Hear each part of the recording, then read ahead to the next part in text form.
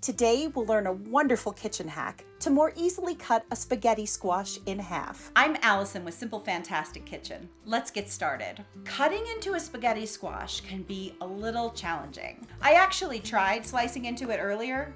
Yeah, it's not good. But one helpful tip is to prick it with a fork. Just be careful because it's a little slippery and it's tough. It's a little tough to work with.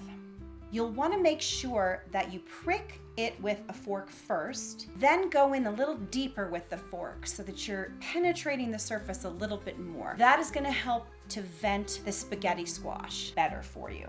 Okay, now we're just going to put it in the microwave for 3 to 5 minutes with the pricked side facing up.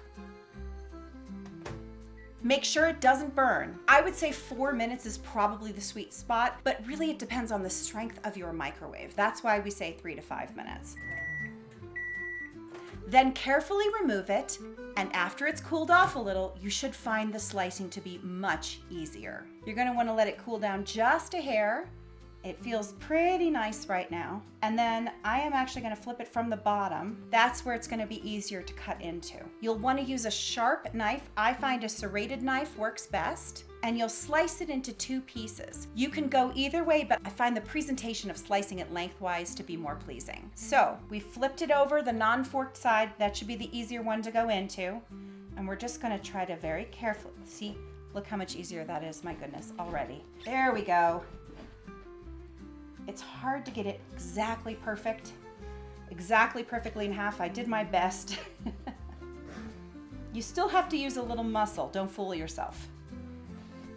But it's much easier to slice into. Here we go.